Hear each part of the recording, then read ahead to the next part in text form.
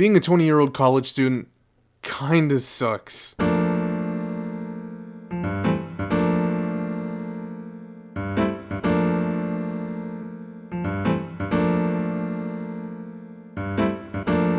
You wake up way too early to drive to school, running on like 6 hours of sleep and a whole bunch of monsters, just to be there for like 7 hours of the day, either studying, attending lectures, or just waiting. Soul draining waiting. Unless you're like me, you go hit the pumps. Yeah! And then you get back home or to your dorm just to do your homework and responsibilities before going back to bed and doing the same thing all over again for 3 to 4 days out of the week. For at least 4 years. Young adulthood, at least for me, has been so wildly different from everything it was sold to me as in pop culture and media. There's no insane, wild, super huge rager parties going on like in Project X. There's no drug orgies, and most importantly, there's no fucking college X Games. God fucking damn it! Young adulthood for me has just been working and studying, with the occasional bit of fun that comes with the increased mobility of adulthood. Really, nothing like what I had honestly expected it to be. Because while not ever really believing that early adulthood would be this drug-fueled crazy romp it was shown to be as, I just never expected that a lot of this time would just be really mundane.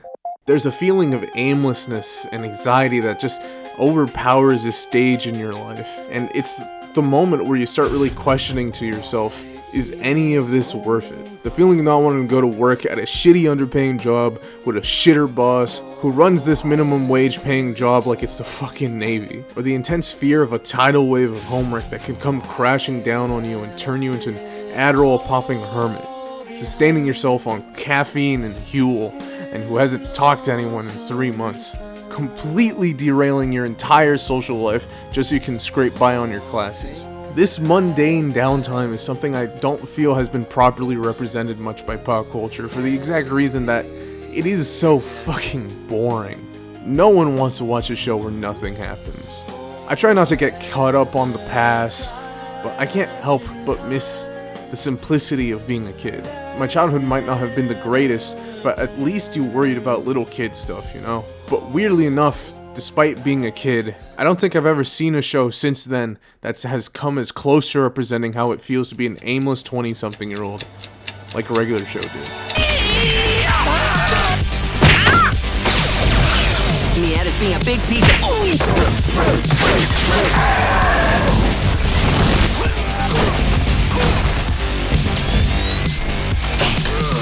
Where am I?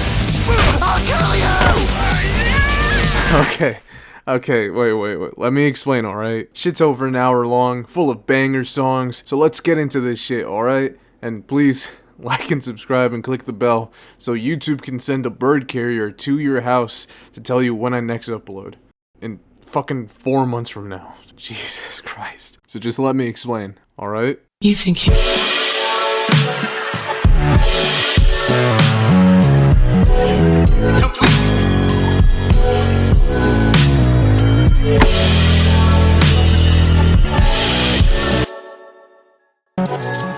Let me take you back to the year 2009. Actually, wait, hold on a sec. Let me take you just a little bit further back. The year is 2008, Breaking Bad premieres on AMC, the world is well into its largest financial crisis since the Great Depression, and Obama's just beat out John McCain in the 2008 US general election. And little old me was just 6 years old. We're joined now via hologram by will.i.am, who is live in Grant Park. Let's see if we can beam him in now. During all this though, Cartoon Network was working on a project that would allow up-and-coming artists to submit shorts to the network, and if these shorts were received well by audiences, would even have the chance of becoming full-on series. This showcase of shorts that were essentially just pilots were somewhat of a tradition for Cartoon Network, as some of their biggest original series have been greenlit in this exact same way. Dexter's Lab, Powerpuff, Johnny Bravo, and Courage all got their start as animated shorts as part of the What a Cartoon animated showcase. Some of Cartoon Network's golden years were defined by shows that can trace back their DNA to these shorts. In a way, these showcases like What a Cartoon or a Big Pick are very similar in stuff like the XXL freshman list, but for cartoons. You got some real goats in there, like god damn. Then there's others that are just left in the dustbins of history. The Cartoon Institute would serve as a spiritual successor to What a Cartoon, meant to usher in a new generation of talent onto the network. And just like before, maybe even establish new series that would usher in a new golden age. The passion and the drive was there, giving the artists the freedom to create what they wanted without the restrictions being placed on them by network execs. And where, pray tell, would you be going? To a place every man needs to go just to prove he's still a man. A whorehouse? No, silly goose. This was supposed to air on a kids network. With all the passion and creativity behind this, there's no possible way this could go wrong. It got canceled. What? What do you mean it got canceled? How the hell did this happen? Oh, right. It's 2009, baby. Millions of people worldwide are still reeling from the adverse effects of the recession. The 2008 Writers Guild of America strike had led networks to replacing much of its scripted content with reality shows in order to fill up airtime, helping exponentially boost the rise of reality television, which had already been creeping up beforehand. If these guys don't clean their teeth, it probably means they have smelly balls. And there's a goddamn little boy in that fucking hot air balloon. Oh my god. Someone fucking help him! So 2009 was not a good year for Cartoon Network. Not wanting to be left out of the live-action reality shows that were flooding TV and also being affected by the writer's strike, CN Real was introduced to the network. A television block that would air live-action reality TV shows. It bombed hard. It was critically panned. It did not do very well in terms of viewers either. What was essentially Cartoon Network's attempt to branch out from cartoons and scripted content was rejected and would only last around 9 months. No hate to Andrew WK though. We fuck with Andrew WK on this channel, alright? Cartoon Network was in its dark age, its flop era, its downward spiral, whatever the hell you want to call it. It was not looking good. It needed something new to save the network, and out of the ashes of the now cancelled Cartoon Institute came Regular Show.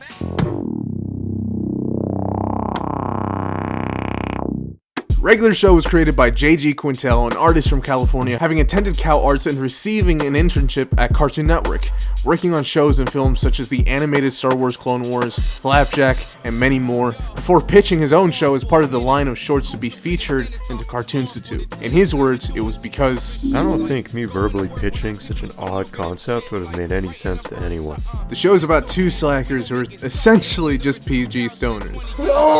MORDECAI, a 23-year-old Blue Jay voiced by J.G. Quintel himself, and Rigby, a 23-year-old high school dropout, voiced by William Slayer. It's finally happening! Yep, for once being a huge baby actually worked out for you. Stop talking! Wait a minute. See? Someone Oh, better own up to fuck! it. This virginity isn't going to lose itself. I'm done. What? MORDECAI and Rigby are huge slackers. Lazy and irresponsible, much to the anger of their boss, Benson, a short-tempered living gumball machine. But you are gonna clean up this mess, and you can start by sweeping up the special entertainment. Often giving them simple tasks before they inevitably fuck it up and somehow summon a world-ending threat. MORDECAI is the more responsible of the two, being there to vouch and carry Rigby through his mistakes. He's more sociable, level-headed, and patient than Rigby is. Despite this, he's no stranger to starting shit himself. Blood Triangle Rigby is more immature, arrogant, and impulsive, oftentimes doing terrible, stupid shit on a literal whim, which would almost immediately backfire on him.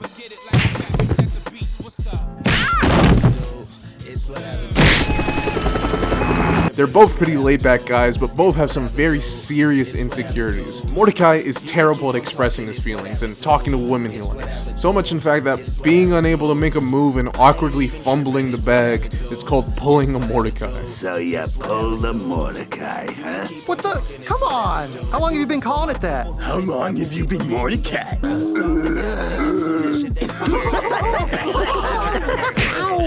Rigby is insecure about a lot of things, mostly his height and intelligence, considering he never graduated high school. Which of the following is not a square? God, this is too hard. And his brother Don is like fucking 7 foot tall, dog. What the hell?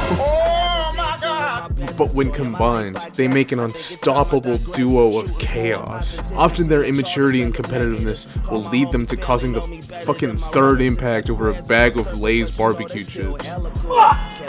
Like in the first episode, The Power, where Mordecai and Rigby accidentally break a wall and then use a magic keyboard to basically grant them any wish and manipulate people. How did you get that? I have my methods.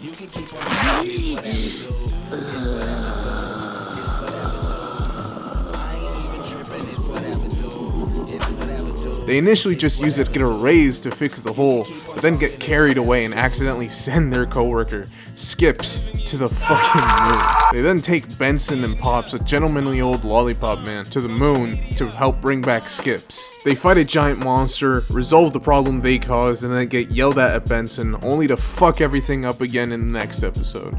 Before you freak out, we totally set up those chairs. This birthday party is hot! The basic formula that repeats in the entire series starts again with the next episode, as Benson screams at the boys to get back to work. I need you to trim the hedges and pick up the trash. But they decide to slack off and... stressing me out. Wait, Come wait, on, holy dude. shit. Let's go get stoned. What?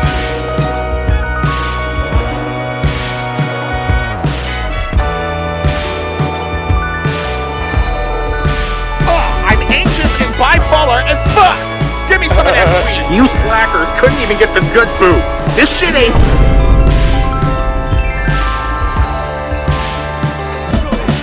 This basic formula serves as the blueprint for most episodes in the show. The world almost ends, the boys then need to fix it, usually with the help of their other friends. Characters like Skips, an immortal buff Yeti voiced by Mark Hamill. He always seems to have the answer to any problem, being smart, loyal, and wise. And then there's Muscle Man and High Five Ghost, who in the beginning of the show are kind of antagonists to Mordecai and Rigby. Muscle Man, what are those things? Those are losers, baby! You don't want nothing to do with those. They're like the Wario and Waluigi to Mordecai and Rigby's Mario Brothers. But as the show progressed, the whole crew would eventually grow to be really great friends. Muscle Man, a 25-year-old green, short, fat, buff guy, is voiced by Sam Marin, also the same voice of Benson and Pops. He's a slacker, gross, and has a massive ego, and always seems to know a guy. Unlike Fives, who is kind, logical, and level-headed, but yet despite both of them being slackers, Muscle Man and Fives know when to put jokes aside and get to work. And there's also the aspect Muscle Man is most known for, the my mom jokes. Yes, in the back! Yeah, we were just wondering. Do you know who else's C equals 8? Well, actually, yes, I do. It's my mom. And what I love about this series is that in the beginning of the show, no one really gets along with each other all that well. Mordecai and Rigby thinks Pops is weird, Benson can't stand them, and Muscle Man and Fives bully them. But over the course of the series, they all start to bond and become a real friend group. They'll still fuck with each other, of course, but at the end of the day, they'll stick by one another. And Thomas is there too, or whatever, yeah. Despite this formula being repeated for the majority of the 261 episodes, Jesus Christ. The crew of characters are so well distinguished yet flexible enough that you can put them in basically any scenario and it would be interesting. And let me tell you, the 261 episodes, they go and do a lot of shit. Some of the characters even predate the show itself. Regular Show is really the descendant of a bunch of ideas J.G. Quintel had experimented with before. Some of the first ever traces of Regular Show's DNA could be found in a short Quintel made for Cal Arts titled The Naive Man from Lollyland, a short cartoon about the ambassador from a planet named Lollyland visiting America and being attacked for trying to tip with candy. Is this some kind of a joke? 2 spearmint, 1 root beer, and butterscotch brittle. Fucking idiot! You are a fucking idiot! This would be one of the shorts that landed him the internship at Cartoon Network, and for his final year he would produce one more short titled 2 in the AM PM. Having already landed a job at an animation studio, he was thus free to make it about whatever he wanted. So the short is about 2 unnamed gas station clerks working at an AM PM at 2 AM during Halloween. On left, we have J.G. Quintel's self-insert voiced by the man himself, and on the right, we have a character voiced by Sam Marin, the same voice actor for Benson. One of the clerks then convinces the other to eat some candy with him, only to find out that J.G. Quintel laced it with weed. Oh no, wait. No, I remember now. Don't worry, dude. I didn't put any weed in this candy. It was acid. They then transform into different characters, eventually turning into the designs for Benson and Mordecai. It all comes back, baby. It all comes back together. Keep that in mind. It's all connected. Goddamn, it's all connected. I am not crazy! I am not crazy. Could be alright. Regular Show was only just one of many cartoons that would usher in what would be considered the Cartoon Network renaissance. By the end of 2009 and the start of 2010, brand new shows would come onto the network and revitalize what was at that point the dark age of Cartoon Network. Shows like Adventure Time, Mystery Incorporated, and The Looney Tunes Show. You're never gonna believe this.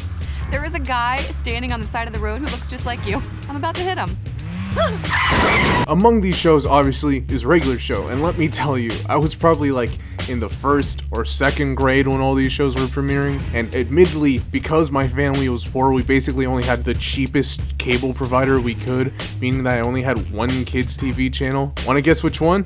Take a guess. No, really, take a good fucking guess. It was Disney XD. Not even Disney Channel, it was stuck with the unwanted sibling channel, dog. Okay, to be fair to Disney XD, ain't even that bad, and like, it's not. To be honest, it it wasn't really really isn't that bad. bad. You know? But like, it's not like something you throw on like out the ordinary. You know what I mean, bro? I'm talking now. So as a kid in the late 2000s, early 2010s, without access to Nick or Cartoon Network, let me just tell you, the Cartoon Network renaissance was huge. Kids were rocking the Adventure Time keychains, Regular Show backpacks, motherfuckers would quote Gumball all the time.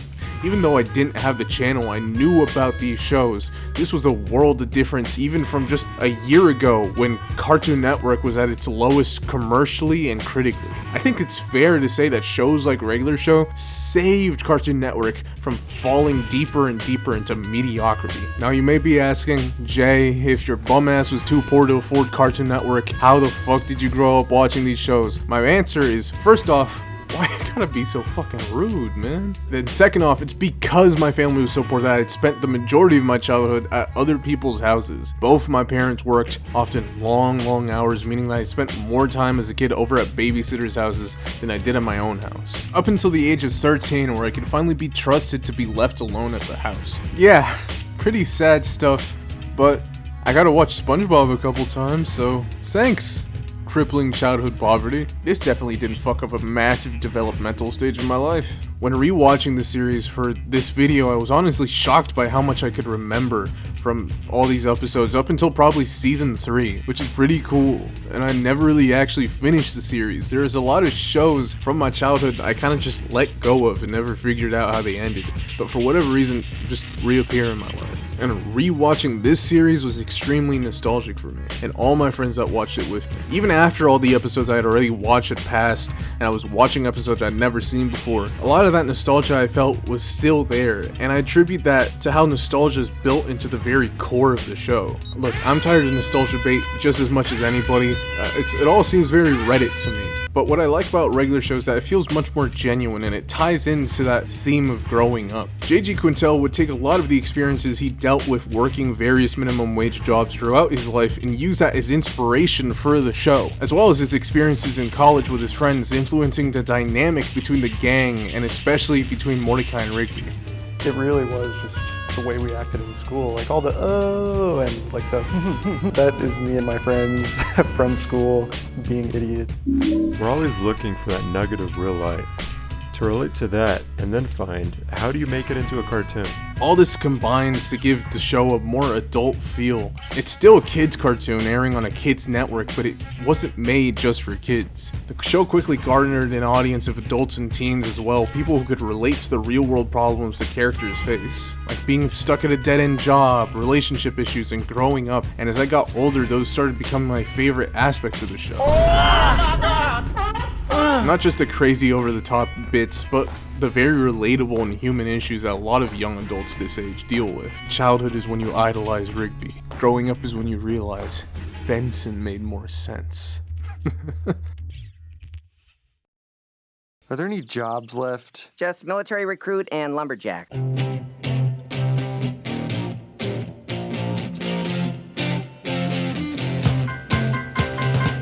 Going back to the soundtrack, the licensed music really does a fucking amazing job of encapsulating the 80s feel. The montage of Mordecai and Rigby working to music like Taking Care of Business or I'm Alright work perfectly and are great songs to listen to when you're just waking up and have to deal with some grueling ass shit.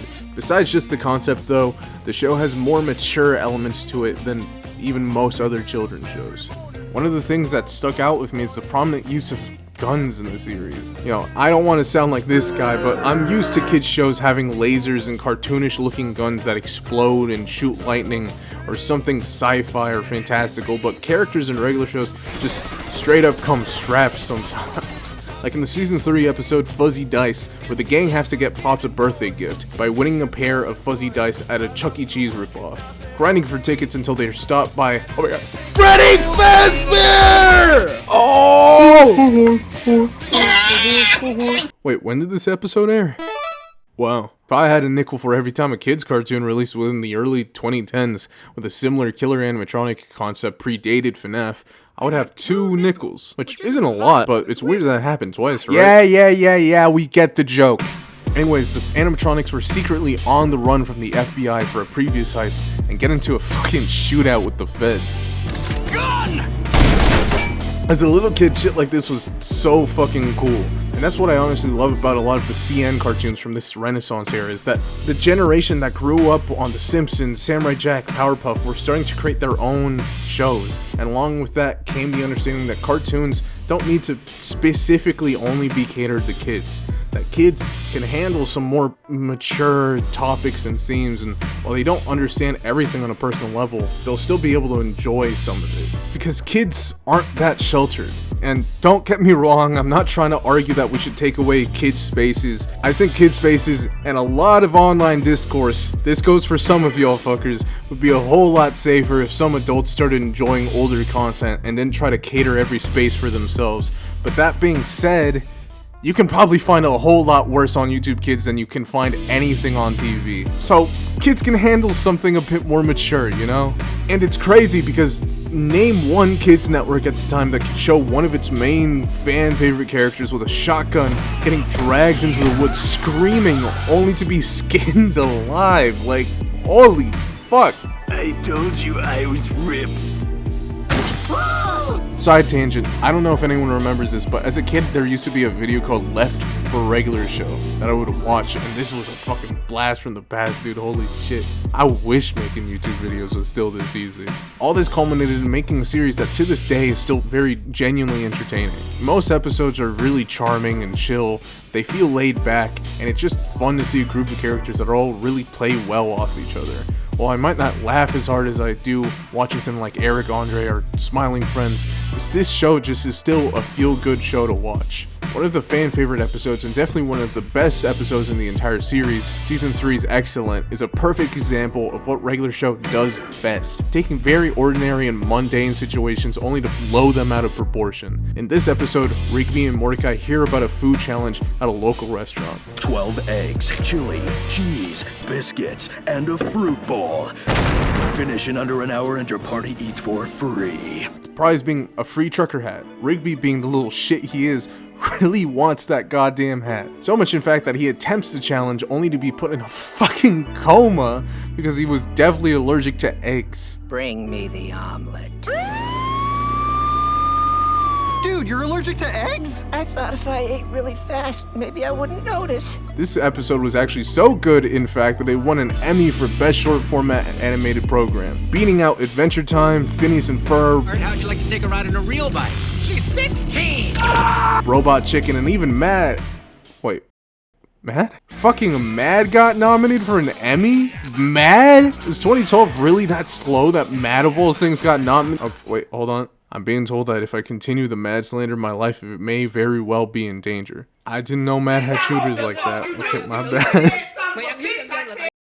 I'm just so excited to hear some fellow poets. I thought I'd come join you in the celebration of rhymes. Nah. You're not celebrating nothing. Wait, hold up. Is that Childish Gambino? Yo, B-Tron, turn it up. You see the look on your faces. We got you good. But trust me, these guys are like real musicians. Just listen to some of this and it'll blow that poppy trash music right out of your head. Yeah. I'm reusing a song I've already used, okay? But ain't nobody fucking watch that video, alright? So, cut me some slack. Please go gas up those videos, please. Because I worked really hard on them. I'm not gonna lie. Please, thank you. Please! I'm so done! It's a burrito blanket! I don't wipe my eye! I'll be honest. A show getting a good laugh out of me every now and then isn't enough for me to make a 2-hour video like this. I don't know how long this video is gonna be. Please don't let it be over 2 hours. What I mean is that in order to stay interesting, the show can't just rely on its formula, and the show writers know this. The best thing about the show is that as time went on, from its original first episode airing in 2010 all the way to its finale in 2017, the characters grow and mature, same as the audience. The characters get more depth. That's why we get episodes like Trucker Hall of Fame or Busted Cart, where in the former, after the death of his dad, Muscle Man needs to go complete his dad's last wish, while Mordecai and Rigby tag along. And along the way they bond and find out more about Muscle Man, while Muscle Man also finds out the truth about his dad. That instead of being a trucker, instead this motherfucker was forklift certified, yeah baby! Yeah!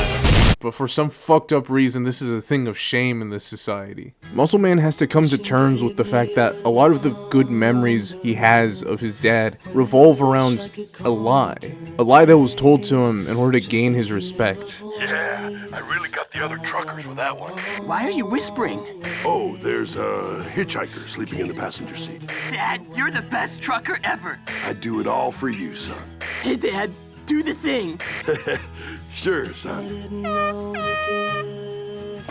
This moment helps the group grow closer. While in Busted Cart, Benson needs to go fix the cart that the boys destroyed, or else he'll be fired by Mr. Mallard, who's the park's owner, his boss, and Pops' dad. The boys try to help him out here too, and I'll be honest, they keep fucking him over. Excuses! Excuses! How am I supposed to trust you when all you give me are excuses? When are you two gonna learn that your actions have consequences? Consequences that affect other people, like me! Don't you two understand? I'm about to lose my job! You may not care about keeping your jobs, but I care about keeping mine! Because if I lose my job, I have nothing! Do you hear me? I have nothing!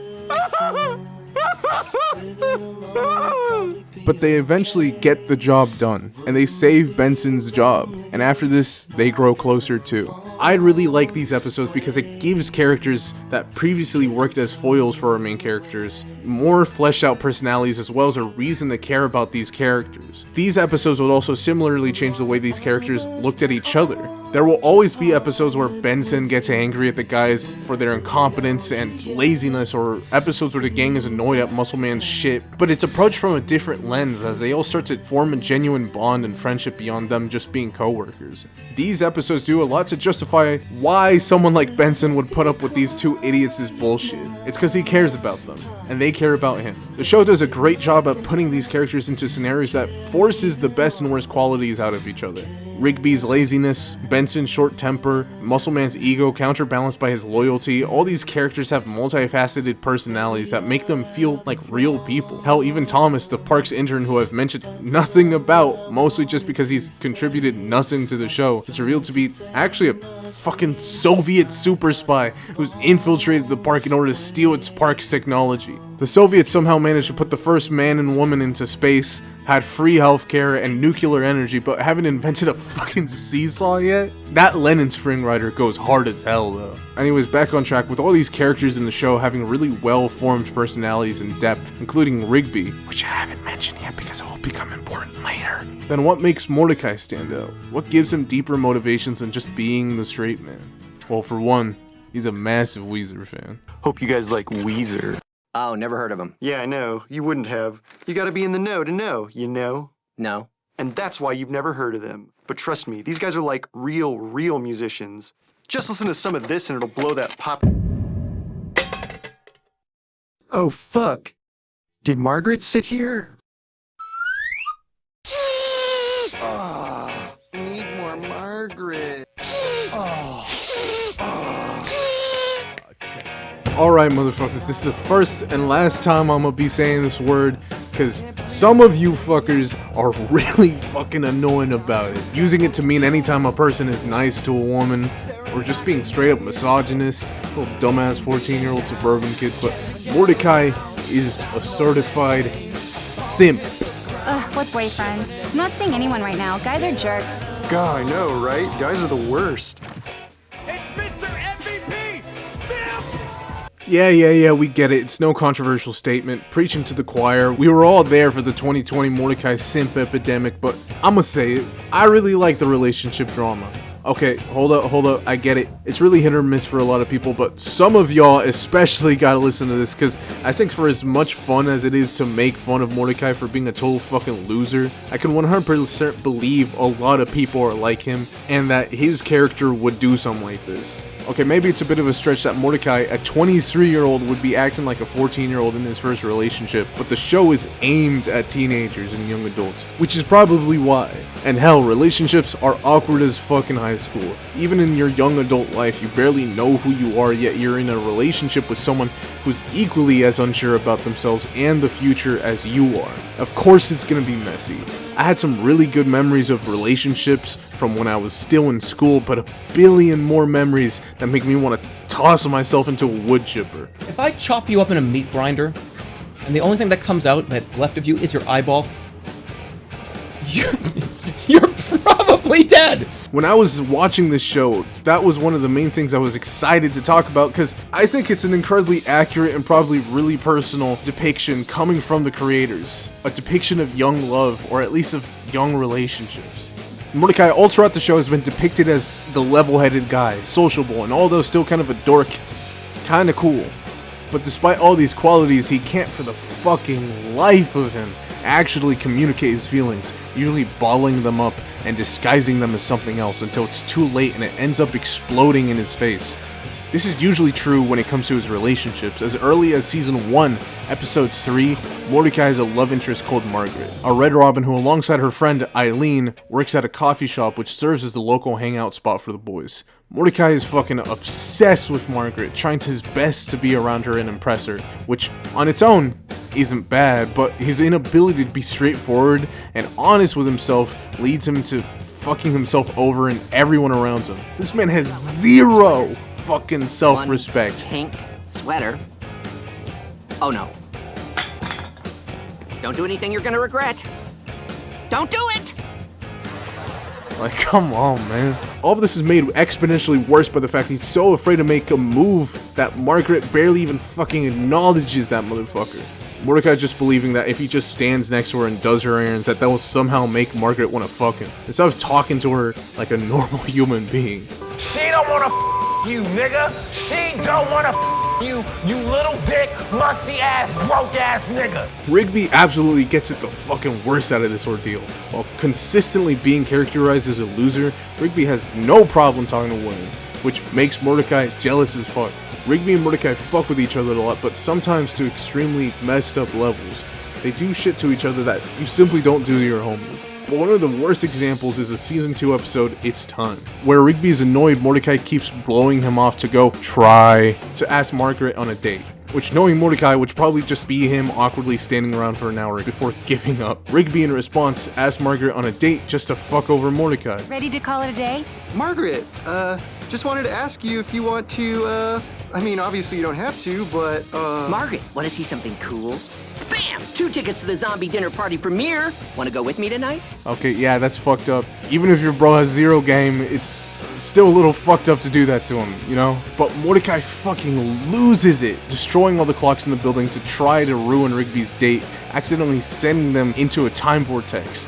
They argue about who's at fault, and in response, Mordecai fucking kills him. I'll kill you! Rigby! This is the moment everyone points to when talking about Mordecai at his lowest. And yeah, it's pretty fucking bad. But in his defense, Rigby was being an asshole the entire episode to him and pushed him first. But really, in no way does that justify fucking shadow realming your boy into nothingness. He does fix things and is given another chance to not blow off Rigby. So in the end, it turns out alright. But this isn't Mordecai's lowest moment. No. We'll get to that. God, we'll get to that. Mordecai's inability to communicate and cowardliness is always what leads Mordecai to acting at his worst. And it's a consistent theme throughout the show. Bro is so irrational and afraid of communication that he sees Margaret talking to another guy who looks like he's proposing to her and assumes she's getting married. He goes into a depression, and in order to cheer him up, Rigby sets up a series of speed dates. Mordecai goes despite being completely uninterested. None of the dates working out, and each girl just ends up passing on him until eventually one finally confronts Mordecai. So, what's it like working at the park? It's fine. All right, what's the deal? I can tell you're not into this. What? No. Dude, just be real with me. You're right.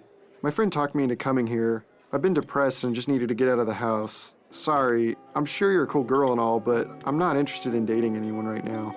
That's cool. Really? Yeah, we can just try being friends. Maybe I can cheer you up.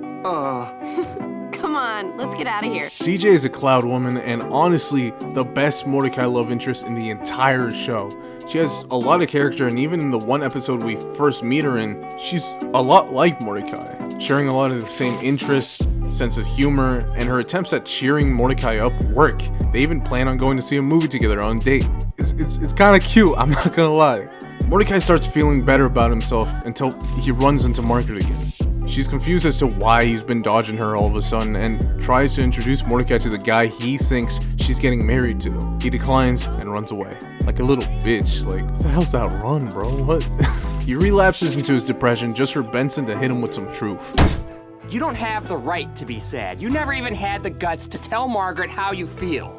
Listen, if you leave things the way they are now, you'll regret it for the rest of your life. Telling her might not change anything, but at least you'll have closure. Mordecai then proceeds to try to confess his love for Margaret, which, okay, a little weird considering he's already got a date with CJ, but, you know, alright, you know, sometimes you gotta get shit off your chest. But before he can tell Margaret, she tells Mordecai that the guy he thought was proposing to her was just her cousin. No, man, cut that shit out. Not like that. Bro was just showing off his brand new prosthetic leg. Faced with this revelation, Mordecai backs off from admitting how he feels and does the only logical thing. He invites her to the same fucking movie date he already invited CJ to. You fucking idiot. You make it so hard for me to defend your goofy ass, I swear. CJ, who happened to be across the street, overhears this and is justifiably pissed. She turns into a giant storm cloud and freaks out. Mordecai then has to de-escalate the situation by telling her he's sorry and that he fucked up. Yo, why'd you plant me, yo? My fault, OG. The episode ends with her accepting Mordecai's apology, leaving, and Mordecai throwing his chances with both CJ and Margaret. You want to go to the movie? Nah, I'm over it. Even Rigby doesn't want to hang around his bum ass no more. Love is highly illogical. Love me, love me, love me, love me. Hey, do you guys want to listen to some electro-pop music? Oh, fuck yeah, way ahead of you, Benson. If you need some supply. Thankfully for Mordecai, after many failed attempts, he actually starts getting somewhere with Margaret, after she finally picks up on his cryptic, awkward attempts to go out with her. The universe is handing you a W, bro. Don't mess this up. In episodes like Butt Dial or Camping Can Be Cool, we start to see their relationship develop further, starting to build a more genuine connection to each other and better dynamic, as before it seemed like Margaret would ever only hang out around him just for Eileen's sake, because Eileen has a crush on Rigby, something Rigby really hates, doing his best to avoid her in the early seasons. Hey bro, we fuck with Eileen on this channel. No Eileen slander on here. Margaret starts to genuinely reciprocate Mordecai's feelings as the series goes on. She lays on his chest, dances with him, and they even have 2 first kisses. Don't ask me how that works. They end up dating, going into season 4. They're basically a couple in this in-between area where they haven't outright said that they're boyfriend and girlfriend yet, but they're definitely open about how much they like each other.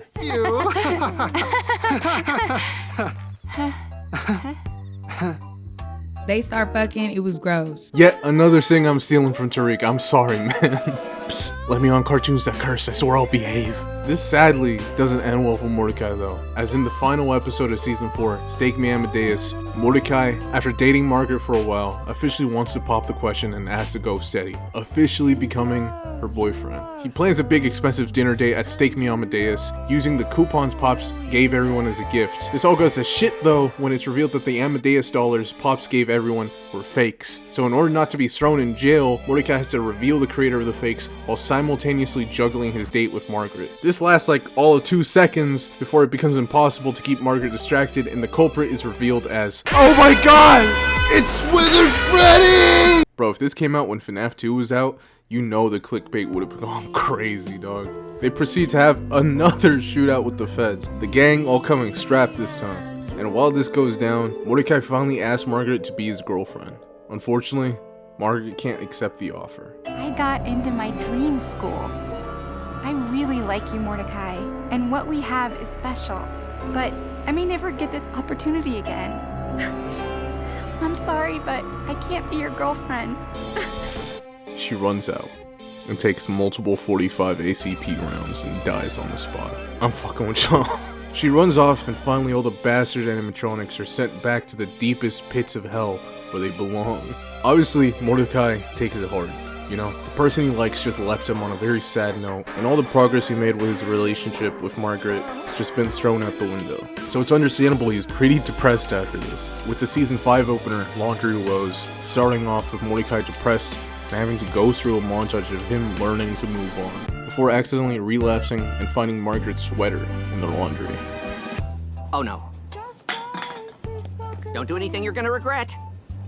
Don't do it! Dude, no! What do you think you're doing? Margaret's sweater. She left it here for me to find. I have to give it back to her.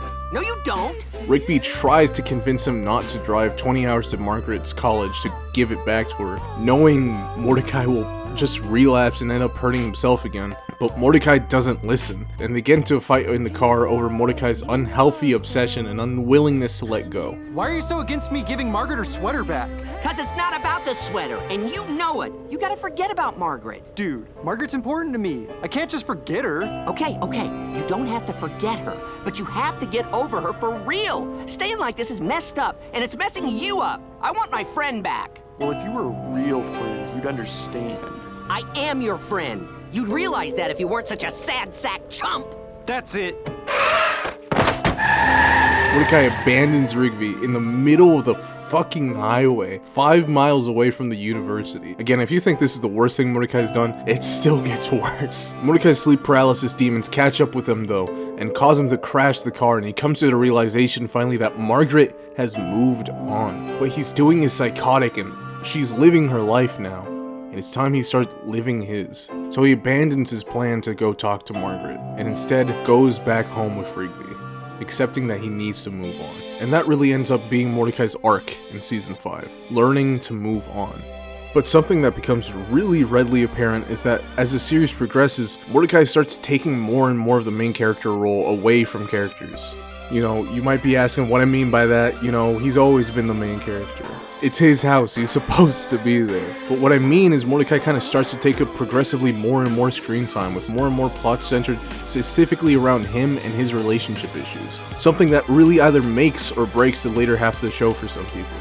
There are still plenty of episodes where the gang goof around, and even some episodes centered entirely on side characters, but when it comes to character episodes, Mordecai dominates. So if the relationship drama really isn't your thing, or you like prefer any of the other characters, well, tough shit, cause it stays this way for quite a bit of time. It's not necessarily a bad thing for me though. I'm interested in his little fucked up side plots and drama. So in the spirit of the show, we're now neck deep into the Mordecai fucks up everything tour. Hold on, because shit gets so much worse.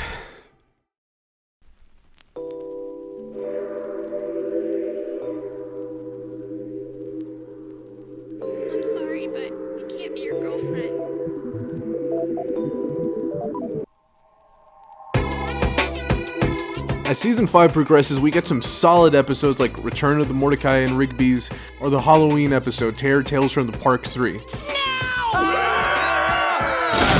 But something really interesting happens in season 5 where Mordecai starts turning into the source of many conflicts in recent episodes. And this starts having a weird effect on Rigby's character.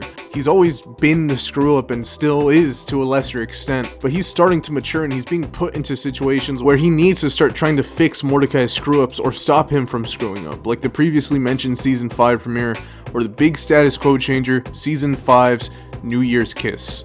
After the gang all discuss their New Year's resolution, Mordecai decides he wants to be more confident talking to women he likes, and even asks a girl on a date, but afterwards, Rigby gets a call from his future self about having to stop Mordecai from kissing someone on New Year's Eve, as it would apparently ruin his life somehow. So in the lead up to the New Year's Eve party, he does everything he can to stop Mordecai. Mordecai, not believing him, is frustrated with Rigby, but Rigby still manages to stop Mordecai from kissing the girl he asked on a date, after it was revealed that she was just using Mordecai to make her ex jealous. Hey, let's fucking go, baby. Let's go. Conflict resolved. We can all go home. It's over. Let's go. We can pack shit up. Let's get out of here. Oh, fuck. CJ?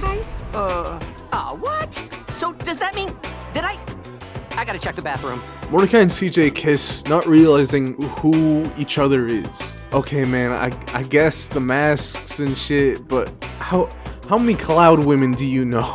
CJ then runs away, leaving Mordecai dumbfounded. If you thought the relationship stuff ended with Margaret, I've got some news for you. I want to get off Mordecai's wild ride. I want to get off the ride. CJ is back and with a much bigger role after Mordecai and CJ's kiss, with Mordecai making up for screwing her over last time and them deciding to be friends again. With a couple episodes of them just hanging out as we start to see the formation of a new friend group, with CJ, Eileen, Rigby, and Mordecai starting to hang out a lot more. Rigby seeming to get along a lot better with Eileen, after initially fucking despising her. This friendship does not last long though, as they quickly start realizing that they both like each other as more than just friends, which Mordecai is hesitant to accept, leading to one of my favorite monologues from him in the entire show. You'd rather float towards the infinite abyss than talk about your problem? What are you floating away from? I don't want to talk about it. Do you not wish to be with this CJ? I really do like CJ. Duh, you do. I'm just afraid of what'll happen because part of me is still waiting for Margaret to come back. Daddy's girl. What? Still? She's not coming back, dude. She's gone. Look, I know, all right? I know. It's just, I mean, I don't still have feelings for her, but I do in a way. It's like this thing that's inside of me, and it's always just sort of sitting there, waiting around. And sometimes I'll see something, or I'll smell something, and it makes me think of her, even though I don't want to. I really like CJ. She's amazing. But is it fair for me to go out with her if I still think about Margaret sometimes? Shit like this is why I wanted to make this video. Among other things that will come up soon, but this scene just feels so genuine to me. I don't know if any of you guys have ever been in a long-term relationship or really genuinely like someone that you ended up breaking up with, but it hurts. And as much fun as it is to make fun of Mordecai for being a fucking dumbass, the speech he gives hits home for me.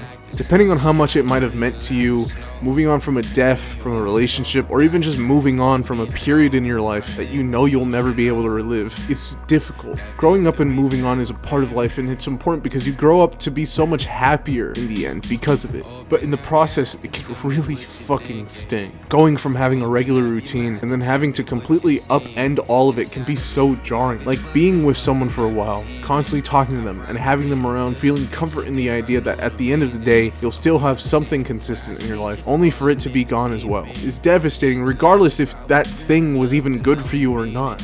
But the thing is, even if you're sad about it or are stuck reminiscing about it, you have to start living your life again. But it can be hard to convince yourself that you're not guilty for wanting to move on, that you're allowed to move on with your life and experience something new. It's what you should be doing, but sometimes you really can't help the intrusive thoughts. Sometimes I walk by certain places and I think of old friends or relationships I don't have anymore. Or sometimes I smell something and it reminds me of somebody I used to know or a place I can never visit again. And I would be lying if I said it didn't make me just a little bit sad. You don't even need to limit Margaret to a person. It could be anything that used to bring you joy that's just not around anymore. Which is why I think the response Mordecai gets is just as important. This is a normal part of life. Where one phone call ends, another begins. Even if you don't leave a message after the beep. It's okay to let go. It's okay to live on and experience something new. Even if you occasionally still think about Margaret sometimes.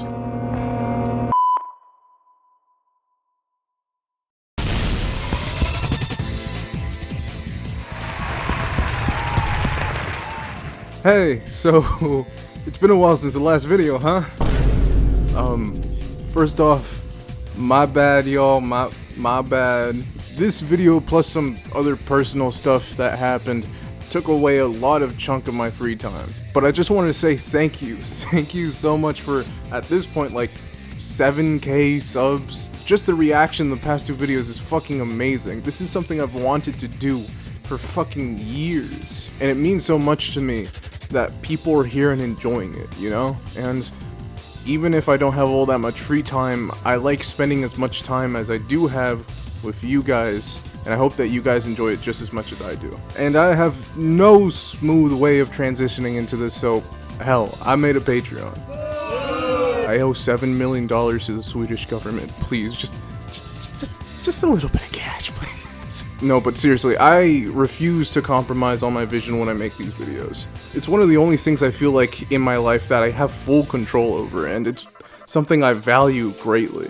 It just so happens that my vision is filling up these videos with music that I like that'll get it instantly demonetized, just so I can feel like I'm making a 2-hour AMV. And I genuinely don't think my moral oral video would have been as impactful or as it meant so much to me if I just used some Kevin MacLeod like stock music, or if I didn't make it the way I wanted to make it.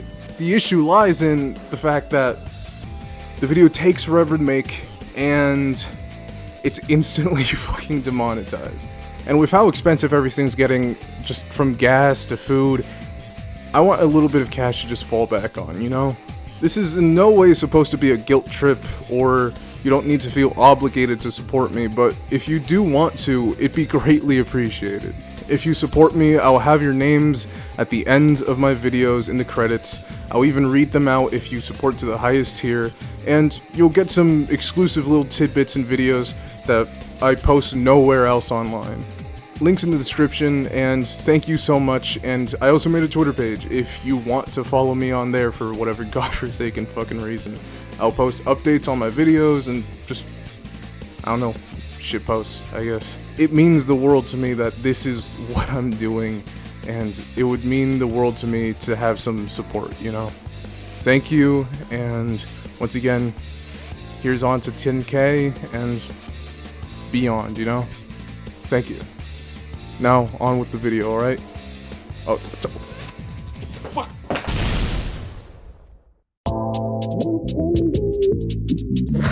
Oh, you're a real move maker today. How can I lose if I'm already chose?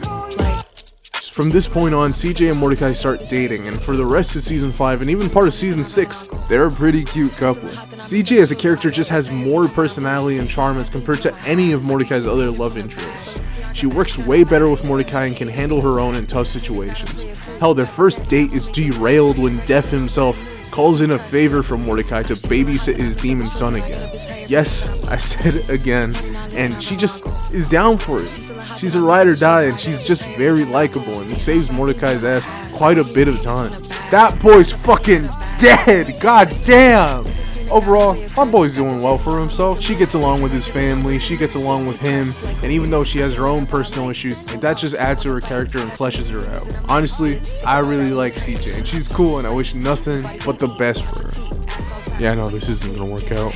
While it's good while it lasts, things start to get more complicated in the episode Merry Christmas MORDECAI, when Eileen tells MORDECAI that Margaret is back in town and that she'll be at the Christmas party that Eileen's throwing.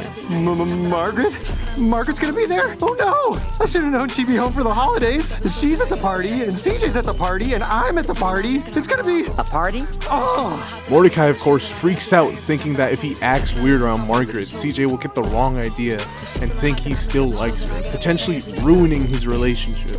And I get it. Seeing your ex is weird and unpleasant, especially if you didn't end on the best of notes. I still got friends who are in friend groups with my exes, and it could be weird, it could be awkward. But MORDECAI just has this fear of communication.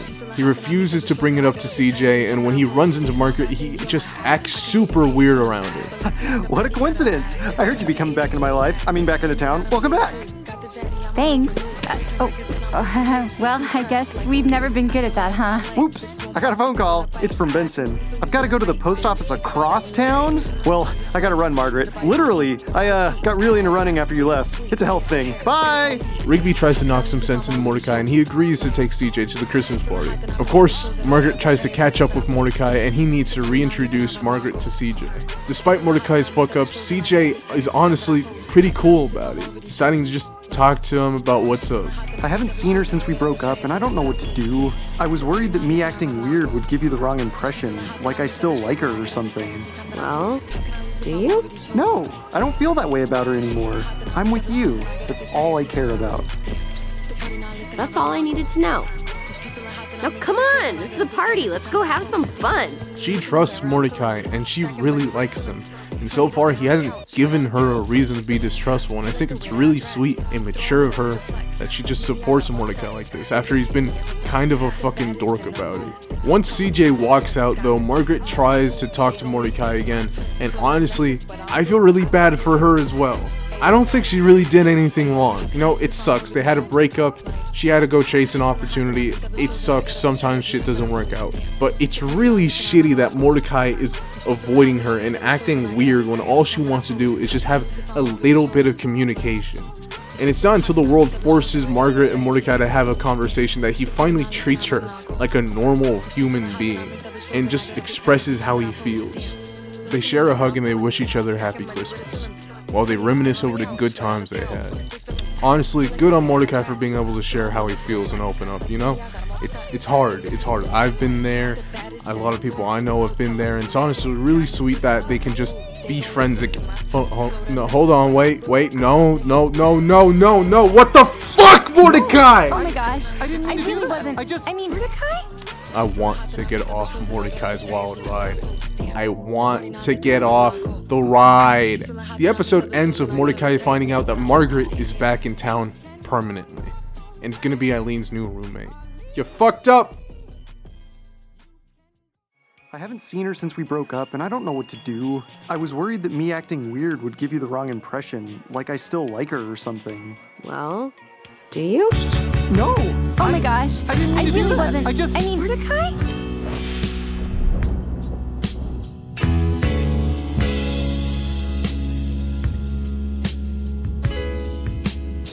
Although Mordecai and CJ are broken up for only one episode before deciding to give it another chance, he does need to break every single bone in his body to get her to talk to him, so it's a decent trade-off, I guess. Season 6 is kind of a mixed bag for me, because as the one guy who actually likes the relationship drama episodes, I'm eating good with a lot of these episodes, alongside episodes like the end of Muscle Man, where Muscle Man finally gets engaged to his longtime girlfriend Starla, and the real Thomas, but it kind of drags during the last half of the season, getting kind of unmemorable. It also introduces this fuck into the show. Fuck Party Horse, alright? I'm gonna come out and say it. You'll never be him. You're not that guy, pal. Trust me, You're not that guy. Okay. But with Margaret back to stay, the show now goes into a new arc, which again alienated a lot of people. The love triangle arc, where now Mordecai, CJ, and Margaret are now constantly looking over their own backs, despite trying to go back to normal, ending up realizing that their relationships are permanently damaged by distrust, envy, and miscommunication. Probably the best example of this dynamic is the episode 1000th Chopper Flight Party. The basic gist is that after Mordecai gets an invitation to Margaret's dad's 1000th Chopper Flight Party, CJ tries to be more accepting of Mordecai being around Margaret, trying to rebuild the old trust that they had, and that although she'll be busy and can't join him, he can at least go by himself. Mordecai, trying to be conscious of CJ's boundaries, waits until CJ gives him permission, reassuring Mordecai that she's comfortable and trusts him to go to the party. Mordecai, again, is nervous around Margaret. With the whole Christmas incident and stuff, it's gotten extra awkward. Despite that, Margaret just wants to go back to normal, to the way things were before. And after being forced to sit together in the helicopter by Margaret's dad, they start to bond and have a normal conversation together. CJ then decides to show up to the party after all, due to her event being cancelled, and she arrives just in time to see Mordecai and Margaret together in the chopper, laughing and talking with one another. It upsets her a little, and after Mordecai notices her on the ground, he tries to signal her before flailing on top of Margaret. CJ misinterprets this as him trying to cheat on her again. She then goes into a rage and turns into a giant thundercloud, almost killing Mordecai. And it's not until Margaret tells her that she already has a boyfriend, to the surprise and dismay of Mordecai, it's only then that CJ believes them and feels guilt for ruining their party. CJ apologizes to Mordecai for freaking out over nothing and then runs off. This is something I think put a lot of people off CJ. Seeing her act all rash and upset over such a simple misunderstanding, but again, other than the way the writers had to force this dilemma coming up, which I think is honestly kind of lame, I think this reaction makes sense and further makes me empathize with CJ because it feels incredibly human. Just like Mordecai is far from a perfect character, CJ has her own pitfalls. CJ shares a lot in common with Mordecai, which is why they make for a good duo, but along with sharing the good, she also shares the bad. She seems to not even give Mordecai the benefit of the doubt when Margaret is around, automatically assuming the worst in him, but at the same time, how much can you really blame her? Just like Mordecai, she's quick to make assumptions. This fucking simp was ready to throw himself off a cliff because he saw Margaret hug another guy. But the difference between the two is that I've always seen CJ as the more mature version of Mordecai. Like, she's experienced more and is more confident, but in this case she lashes out. She gets angry and she blows up on him, but it's because Mordecai has already betrayed her trust before, literally cheating on her right in front of her. She can pretend all she wants that she's over it and that she trusts him around his ex, but it's clear that there's still an unease between them that hasn't fully healed. After Mordecai cheated on her, they didn't even have the time to spend away from each other or even talk about it before getting back together and deciding that they've moved on. Instead of giving it time to heal and have a healthy discussion, they just decide burying the hatchet is good enough and to just keep on moving forward. And obviously, yeah, part of it is because it's an episodic kids show. I don't expect them to dedicate an overly long period to them just making up. Don't get me wrong, I don't fucking think we're gonna get a we cry together with Mordecai and CJ. But still, they weren't even apart for a full episode. I think whether or not it's intentional, I think it's very telling that the episode in which he gets CJ back, the writers decided it should be through wowing her, rather than talking it out. Yeah, it's fucked up that she blew up on him like that, and yeah, it would be incredibly toxic and terrible to hold someone's past mistakes over someone forever, but these wounds are recent and never given the proper chance to heal. And you know what? It's even more fucked up when her suspicions that they still like each other and that neither Mordecai or Margaret have fully moved on is proven correct when Margaret later admits to CJ that she lied about having a boyfriend and that she does still have feelings for Mordecai. I lied about the whole thing. Seemed like the only way to make you okay with me being around. I was just scared and tired of everything being awkward. I am sick of feeling like a tourist around my own friends. And it's fucked because despite Mordecai saying he's over it, just the way he acts around her, the kiss, the disappointment in his voice when he hears that she has a new boyfriend. You have a boyfriend? It's clear Mordecai's not over her either. All this tension and all this stress building up between them keeps growing as this love triangle reaches its conclusion with the season 6 season finale, Dumped at the Altar. Joining me here at the Kill It studio is my main man, Mitch. And he's got a very special song for a very special lady, Starla. So, I typed a text to a girl I used to see, saying that I chose this cutie pie with whom I wanna be.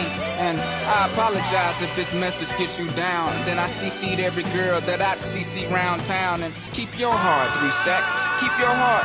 Hey, keep your heart, 3 stacks, keep your heart. Man, these girls are smart, 3 stacks, these girls are smart. Play your part. Play your part.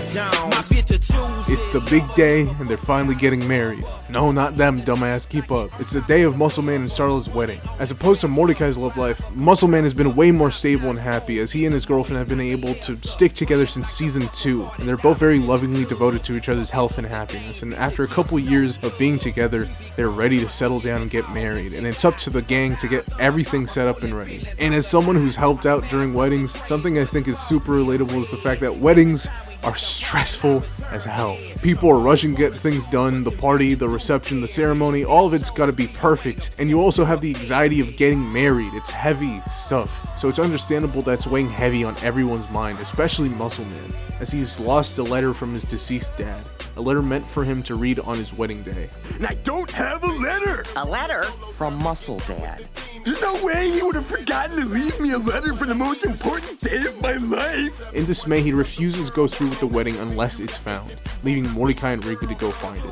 While rummaging through the fucking swamp that is Muscle Man's RV. Damn, bitch, you live like this? Rigby senses a lot of tension coming from Mordecai. Mordecai has been on edge the entire day, and Rigby finally brings it up and asks what's going on between him and CJ. It's in this moment that Rigby reveals that he and Eileen have been dating for months at this point. Eileen and I are dating! Something that was hinted at through the last couple seasons, having grown closer with Mordecai, started hanging out with CJ more than him. Off-screen and partially on-screen, building a very loving and happy relationship. Even more impressively, a stable one, showing an impressive amount of growth and maturity that's been slowly showing itself throughout the entire series. Honestly, Eileen and Rigby, best couple in the show. Love them. They're so fucking cute. It's only then that Rigby tells Mordecai a piece of advice. Trust your gut. Why didn't you tell me until now? We didn't want to shove our happiness down your throat too much. Well, I mean, I wanted to shove our happiness down your throat, but Eileen told me not to. You know, the last few months, I've been really happy. And I think you deserve to be happy too, man. I'm not going to tell you what to do, but I will say, I know you. And I think you should go with your gut for once. You guys ready for this? I don't think you guys are fucking ready for what's about to happen. After just barely finding the letter in time, Muscle Man gives his friend Mordecai, a guy he's grown to have an incredibly close friendship with, having gone years working together and bonding with, having spent several boys' nights with, the honor of reading his dead dad's letter in front of everyone. It's an incredibly heartfelt and reassuring message to his son, in one of the most important moments of his life, reassuring him that he'll know once he's found the right person, that when the time comes, he'll be able to settle down and be happy. And for Muscle Man to trust his gut. Wondering if you made the right choice. Remember the old Sorenstein rule. Trust your gut. Dead. It's honestly really touching and incredibly sweet and heartfelt. Muscle Man is right. Wait. Finding the right person is hard. No, we So can't where's be my doing this soulmate? fucking bit again. Are you I've in done this this for bit real? like 3 It times could be already. No, anyone. come- Maybe it's you. Maybe it's that really old lady. I don't know. Why are you talking? Okay, so at risk of sounding like this guy, System takes control of Squidward's house and begins attacking the city. with all intents and purposes, I think this is legitimately one of the worst things Mordecai's ever fucking done. Mordecai hijacks Muscle Man's wedding, interrupting him from completing his vows in order to publicly break up with his girlfriend and get with another woman at his own best friend's wedding. He literally goes on a speech about how he doesn't know who his soulmate is, how he doesn't know who the right person is, and how he's been lying to himself. I don't know if there's one perfect person out there for me, but I know that for a long time I've been ignoring my gut because I didn't want to hurt anyone. But instead of saving their feelings, it's just made everyone around me miserable. For the first time, I'm gonna take Rigby's advice. And then when CJ rightfully gets fucking pissed at him for trying to publicly embarrass her, he acts all shocked like, wait, CJ, what I do? Let me explain. You fucking dumbass. What do you think was going to happen? Holy fuck, man. What is wrong with you? At least when Mordecai abandoned Rigby on the side of the highway, they made up. Or when he killed Rigby, Rigby antagonized him first and pushed him first. He didn't literally mean to kill him. It was all reversed in the end, so it's fine. But this, ruining the biggest moment of your friend's life and publicly humiliating your girlfriend and your ex in front of all your friends and family is fucking actually demented. CJ runs out. The party resumes. CJ and Mordecai have one last conversation we don't hear. They exchange a hug, and CJ rides off. She completely cuts off Mordecai from her life, and CJ leaves. Well, at least he still got Margaret. Psych, bitch! She ain't want you either! Honestly, despite its ups and downs, I fucking love the relationship drama. I honest to God thought it was really fascinating that they let this kid show portray the realistic ugly sides that come with relationships, because although none of us have ever had thunder powers or hopefully never ruined our own best friends' weddings, we've all missed an ex, we've all been cheated on, or maybe even did the cheating and regretted it. We've all been, at some point, at some time, one of these people in this situation. And it sucks. It sucks. It fucking hurts ending things on a bad note and being in a relationship that failed due to your and your partner's immaturity. Especially when, for a moment, things look so good for a while. Honest to God, this might be a little bit controversial, but Margaret is kind of boring. both as a love interest and as a character. I don't think she really makes anyone's list of best characters, let's be honest. Her only personality trait for the longest time is that she was nice. She doesn't really develop much of a personality until like season 6, and there's 2 big reasons why that might be the case. Now, the less charitable interpretation is that it's simply the byproduct of how a lot of shows were written at the time, where they would write female love interests as objects, as goals to be won, instead of writing them as actual people with motivations. That, or maybe it's the way the showrunners are showing how little Mordecai actually knows about her. And because we only see the perspective of our main characters, this is actually some kind of clever way of... Nah, it's the first one. It's most likely the first one. Which sucks, because I gotta be honest, the way some people in the community talk about her is kinda gross. She's not using Mordecai for anything or playing him in any sort of way. She just didn't know his goofy ass was into her like that. And really, how is she supposed to know? Is she just supposed to translate this guy's fucking ums and ahs into some fucking cohesive sentence? Which is why I like her return in season 6, which she comes back and they give her a little bit more personality and motivation. She stops being a goal to pursue and starts having her own motivations to want to rekindle something with Mordecai. Only for later to realize it's too much fucking drama and too much pressure to get back with him. Which, after being present for the whole wedding shit, I don't blame her. And I think that CJ was such a better character for this because from the jump she had more character and personality. She, for the most part, was a pretty stabilizing force in Mordecai's life. She cared for him and got along with basically everyone, while still being able to take care of herself and keep up with the massive world-ending plots the boys get on. It wasn't until later when she was hurt that she lashed out. And Mordecai fucking blew it so fucking hard, man. You had a bad bitch calling you Mordical and he fucking blew the bag. What actual massive L. And finally, Mordecai is left in an extremely awkward position. I think with the added screen time in Stormlands, we realize that Mordecai is far from being in that position that he was in the beginning. That of the mature one who, while slacking off, still tries to get things done, and usually solves the problem. And I don't think it's because he himself has changed, more that everyone around him has matured past that moment.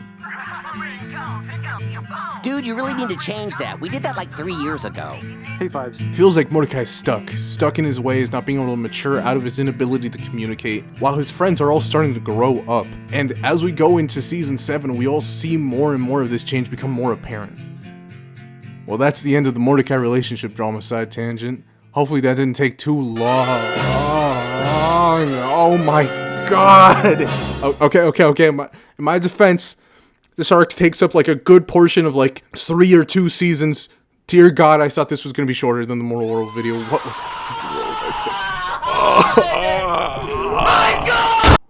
thinking? So, when I said go with your gut, did you hear completely lose your mind and try to dump your girlfriend at a wedding? Because that seemed to be the option you went with.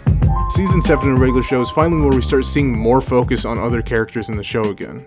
We get a really sweet episode in which the boys celebrate Benson because while he can be a bit of a hard ass, he's still a good friend to the gang when it matters the most. And although the Mordecai relationship drama is over, we still got Rigby, yeah baby! Going back to the New Year's Kiss episode in season 5, Rigby's resolution was Year of the Rigby.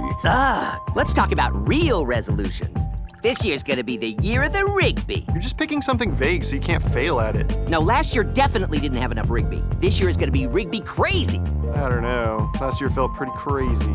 That's just because Margaret dumped you. Aw, dude, come on. And while season 5 and season 6 were light on Rigby, season 7 is his year. Honestly, Rigby goes through one of my favorite arcs in the entire show. Rigby's always been a bit of an asshole. He's lazy, rude, stupid, and acts out a lot, mostly due to his insecurities, making him just kind of accept the path of least resistance. Never really trying at anything, not ever really trying to improve himself, and if you ask most people, they also will still just see Rigby as how he was in the beginning of the series. A little whiny baby and a bad friend. And don't get me wrong, this boy can be a real fucking prick. Of course he's lazy, but he's also sabotaged Mordecai's chances with Margaret in that one episode. Actually, what was Mordecai doing? What the hell? He turned everyone in the park into his servants, and worst of all was forging a rejection letter to trick Mordecai into thinking he got rejected from college because Rigby couldn't get in legitimately. Dear Mordecai, we regret to inform you that you have been rejected from college university.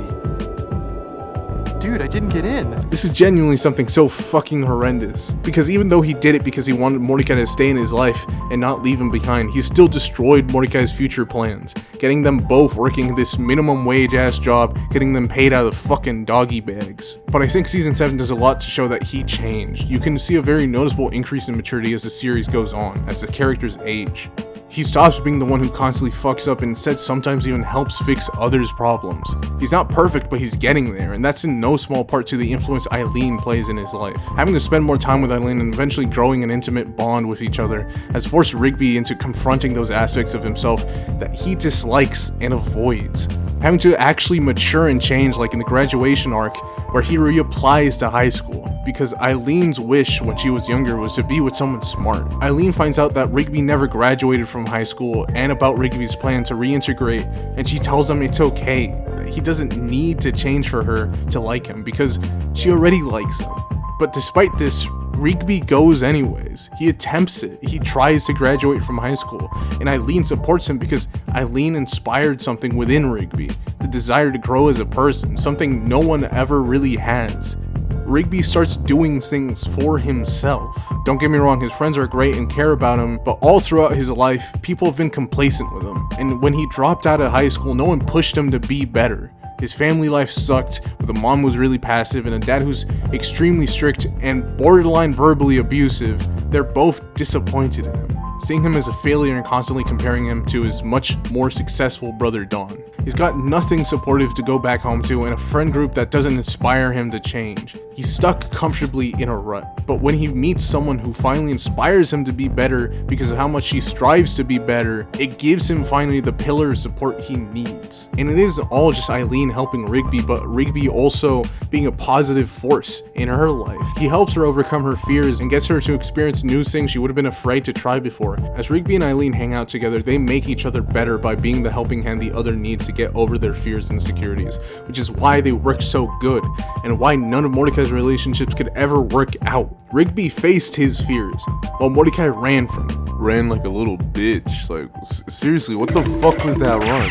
My favorite episode in the Rigby arc has to be the one where he finally confronts his dad, Sherm. Rigby still hasn't gotten a car or a driver's license, but he knows how to drive based on just fucking around on the cart for so many years. And he wants to borrow his dad's car for his high school prom that he's taking Eileen to, because they both never got to go to prom. His dad, being the fucking asshole that he is, says no in the most aggressive way. Oh, there it is! Now it comes out. See, Barbara, of course he needs something. No! You cannot borrow my prized 1964 luxury sedan. Ah! This is so typical! You care more about that dumb car than you care about me! That's it! Go to your room! Fine! His mom, though, sneakily gives him the keys to the car so that Rigby can go to the prom with Eileen. They dance, they have a good time, but when they start driving to Lookout Mountain together with friends, Rigby admits to Eileen that his dad didn't let him borrow it, and vents to Eileen about how he feels. My dad didn't loan me the car. What? But it's my dad, you know? He doesn't trust me with anything. I was hoping he'd finally be ready to see me as a real person. It's always Don, car, everything else, me. I know how you feel. My mom can get pushy too, but she still cares. I'm sure your dad cares too. There's no way this is more important to him than your happiness. Where's my car? It's the most important thing to me! Honest to God, I laughed so hard when this motherfucker was screaming out like, "Where's Rigby? I'm gonna kill him!" Please be careful. This is my dad's suit. He cherishes it, but he let me borrow it just for tonight because he really, really loves me. You're not making any sense. Where's my son? what the hell is up with this man? His dad finds them and catches them and demands he drive them back home, and in the way back, he speeds down the mountain while verbally berating Rigby. It's honestly kind of upsetting just how much he fucking tears into Rigby. Like, he genuinely hates him. I always knew you were a liar and a loser, but I never thought you'd be a thief. I guess I shouldn't be surprised. Seems like every day you find some new way to mess up our lives. And now you found someone new to mess up their lives too. What? And it's not until Rigby does some sick Tokyo drifts and saves his dad's life that he finally respects his son enough to start acting like an actual dad. Honestly, I love Rigby's growth, and even characters who have so far been one note like Pops start hinting at greater development, as Pops starts to tap into some hidden powers within himself, after desperately trying to find a way to finally look at his favorite planet after being denied the opportunity his whole life. but with the end of one multi-season arc begins anew, as Pop's dad starts experimenting with the gang as he drops a giant Simpsons dome over the park. The rest of the season is filled with episodes where they either fight back against the dome or then just eventually accept the dome as part of their lives, having to get used to being watched at all times by the science team and used for something they don't even know. They be putting the gang through social experiments and shit, like putting a giant red button in the center and telling them not to press it, fucking doing some Squid Game shit. Oh no, bro. Overall, a much slower paced season, but looking back on it, I actually liked it as a sort of exploration of other characters. It's no longer the MORDECAI show, instead being pretty well rounded, although it probably does have the worst episode of the series, cat videos. Yeah, between this and giving him a pig for no reason, it really seemed like they had no idea what to do with his character. The season finale, though, might be one of the most ambitious ones yet, as it finally ends the Rigby arc, with everybody getting ready to throw a big party to celebrate Rigby finally graduating. It's nice, you know, seeing a character who's used to be a little shit metamorphosized into a little king, and seeing all these characters grow up and mature alongside each other, having a great time, is great. Everyone's enjoying themselves. Everyone but MORDECAI. MORDECAI starts acting like a giant hater and like an ass to everyone, constantly downplaying Rigby's success. Come on, dude. You gotta do this for yourself. I can't do everything for you. What? I've been doing stuff for myself all spring. I haven't needed your help all spring. Now the one time I do and you're not doing anything for me at all. Yeah, that's right. I'm not doing anything for you. Bro's fucking hating on his own best friend on his graduation. Which, how much shitty stuff he does, it's incredible the show manages not to make him completely despicable. Things are going great for everyone and Rigby's starting to finally move up in life, and instead of being happy for him, MORDECAI views it like a threat. But in the end, they reconcile together and MORDECAI is forced to admit he's afraid of being left behind. I guess I was mad at you. I noticed. The thing I don't get though is why? I don't know, man. It's been a rough couple of days for me. For you? Yeah. Look, I know how messed up this sounds, but it's hard to see you doing so great. I guess I always kind of liked that I was doing better than you before. That does sound really messed up. I know. I realize how unfair I was being. I think it's awesome that you've worked so hard to get here. You're graduating from high school today, man. You did it. I did it! Rigby does his acceptance speech, and finally the scientists are ready to end the experiment and take off the dome. All the gang have to do is press the mysterious button to end the experiment. What's happening? Get to the exit. The floor shakes violently as the park is lifted from the ground. Mr. Mallard watches from a distance as the park finally breaks through the atmosphere. Guys, what's going on? Regular show in space, baby! I'm gonna keep it a buck with y'all. I do not care for the majority of season 8. What? Baby, I really think the last stretch of season 8 is really cool and really well done. It moves the plot along nicely, and the stakes start mounting as the finale hits the fucking ball out of the park. But to get there, we have to slog through a bunch of episodes that don't really advance the plot, aren't entertaining, and aren't that memorable. Like getting space boots, pranking the rival space station, accidentally marrying the queen of the mantises, which is a shame because I think episode 1 sets up a really cool mystery with the trust no one message and the pure desperation everyone is in as they're slowly drifting into the nothingness of space. But hey, if Naruto can be considered one of the greatest animes of all time, despite having a fucking billion episodes worth of filler, I don't think it's that big of a deal if season 8's got a lot of useless filler as well. I swear to God, when I was a kid, I watched Naruto Shippuden on Disney XD, and they would air a new episode every week, and I sat there watching the like 4-episode filler arc where like Rock Lee or Mike Guy or some fucking other assholes go into the mountains and fight their identical clones. I had to sit there and watch this for fucking 4 weeks in a row. Oh my God, I hated this shit. Here, in order to get to the good parts, let me Spark Notes fill you in. So basically, a space command trains the crew to become space rangers. The crew isn't entirely sure why, but they know that this universe is in danger. And as the season progresses, Pop starts having bad dreams that foreshadow a big threat in the universe. A being of pure hate and malice that seems to have it out for Pops. And as the space station that they're on gets attacked, Pops has to find a cassette player in order to watch a video. His dad, Mr. Mallard, which is the reason they were sent off to space, left for him, explaining Pops' true origins. Mallard reveals that Pops isn't from Earth, but instead was found in the crater from a meteor, along with him describing a prophecy of two brothers, one of pure good and joy, Pops, another of evil and hatred, Anti-Pops, destined to forever be at war. And despite his best efforts to shield Pops from this prophecy and to give him a normal life, the universe still demands the prophecy continue. It's here where Pops will be trained by a Grandmaster to be ready to fight Anti-Pops, in a battle that will determine the future. If Pops loses, it would mean the complete destruction of the universe. I love the characterization of Anti-Pops, because for most of the season up until the end, he's pretty much a fucking joke. He sits in his little Death Star looking at his ship, eating fast food and leaving negative reviews on restaurants. The most evil being in the entire universe is basically the equivalent of an angry white woman at McDonald's. And yeah, I get it, the concept is a bit out there, especially be dropping at the last season of the show. But honest to God, I think the way they go about handling this problem, developing Pops, is really well done. Because despite being told by every single person around him that this is what has to happen, Pops still tries to fight destiny. I know you all believe that the only way to save the universe is by destroying Anti-Pops. But I have never known violence to be an answer before, and I don't see why it should be now. Pops does not want to fight his brother. He's scared and vulnerable, not sure of how to process his fate.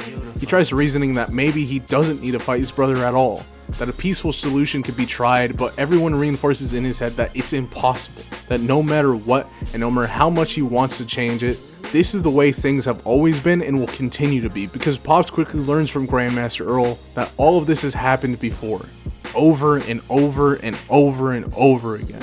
All of existence up until this point has been a cycle where this fight is destined to be replayed over and over and over again, with neither brother ever winning, always ending in a tie, their fight causing another big bang that resets everything in the universe, just to start all over again.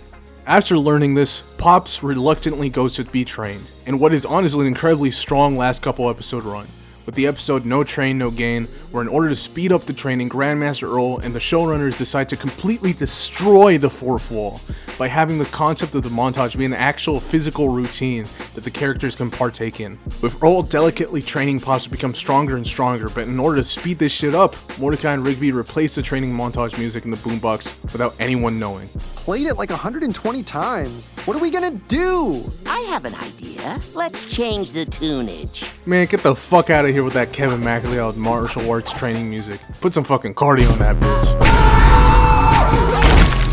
Mordecai and Rigby replace the song with Through the Fire and the Flames, and due to the fast tempo, Pop starts training faster and faster until it spirals out of control and sucks the crew into the montage as well. Our next step is what? No! Oh, great! Now we're stuck in the montage too! Way to mess everything up with your young, hip, fast music! This is dangerous! You can't just throw fast music around! And it's here where we'll get some of the coolest visuals in the entire show as Pops goes Super Saiyan and starts literally instant transmissioning and deleting and forming the fabric of the universe to his will, while the characters start physically interacting with the editing of the show, and even being transported to the void that makes up the background of every title sequence. This isn't space! It is the void! This is where you end up when you reach peak montage! Color cards, morphing, split screens, anything can happen here! Where's Pops? The guys eventually destroy the boombox, releasing Pops from the montage. Pops stronger than ever before. Pops?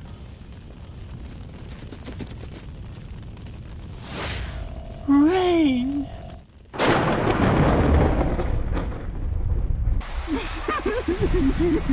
He is ready. Good show. Pops said that like he's about to go evil mode. The fuck? Hey, who do you think would win? Pops or Goku? The combatants are set and we've run the data through all possibilities. It's time for a death battle!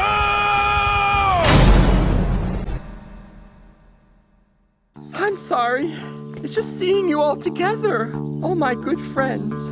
If Anti-Pops wins tomorrow, everything will be erased. And I don't care what happens to me, but I don't want any of you to get hurt. You're my best friends. The season gets incredibly meta and interesting because it feels like at certain times it's commenting on its own existence as a show, with characters like the Seer, basically an all-knowing god, telling the gang that their entire lives and universe will come to an end eventually after basically reviewing the entire show.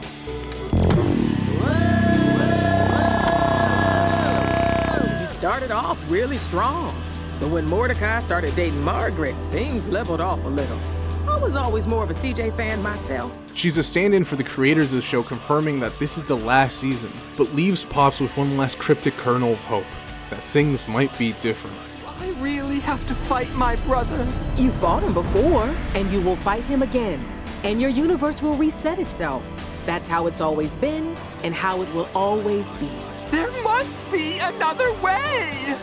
Sometimes doing something different makes all the difference. But then again, everybody loves reruns. On top of this, characters also basically make a DVD box set of their entire lives. Blu-ray box set of their entire lives to serve as a time capsule buried within the park to commemorate their memories before the final battle. Despite all this though, Pop still holds out hope that he can reason with his brother, get him to see the light and make peace. He goes against everyone's wishes and communicates telepathically with Anti-Pops in order to get him to meet and talk it out in person. He leaves a note behind and tells everyone that he's gone to talk to his brother, but his brother tricks him and instead of making peace, tries to kill Pops. Does it hurt, Pops? Don't worry, I'll make it all better. It's here where the gravity of the situation finally hits him. Anti-Pops refuses to make peace, and he has the power to erase the universe, turning the entire planets and systems into white voids of nothingness. And it's here where Earl sacrifices himself to make time for their escape, as the entire planet is engulfed by nothingness. And after one last celebration before the final fight, the crew go to planet Longland to fight Anti-Pops. Swole is swollen. You are weirdly buff, dude. Friends and villains alike from the series all come together to either support Pops or fight against him.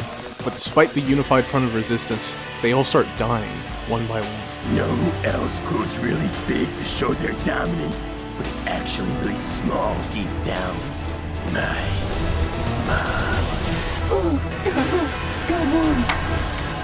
Pops' friends are taken by the nothingness, and Pops tries desperately to save them, to try to revive them, but it's of no use. He just gets overpowered. And Pops gives into his rage and out of desperation goes for one last punch, the punch that would reset the entire universe. Mordecai and Rigby realize this, and they try as hard as they can to stop it. They need to intervene some way, somehow, and they try to shoot at it, and they fly into their path, but it's too late, and they can't jump out in time, and they fail. And we're sent back to episode 1, The Power. The beginning of The Power plays out as normal. Until... Wait a minute. I think we've done this before. Rigby tries to remember everything and tries convincing Mordecai of it. He digs up the time capsule they had left in the past, and instantly all the memories flood back into Mordecai. Dude, just holding up a box while you say crazy stuff doesn't prove anything. But it's all here on Blu-ray! Ugh, you keep saying that, but Blu-ray just sounds as made up as everything else. If it was a VHS box set, you might have a case. Hey, you think if we sell this thing, we can make enough money to fix the...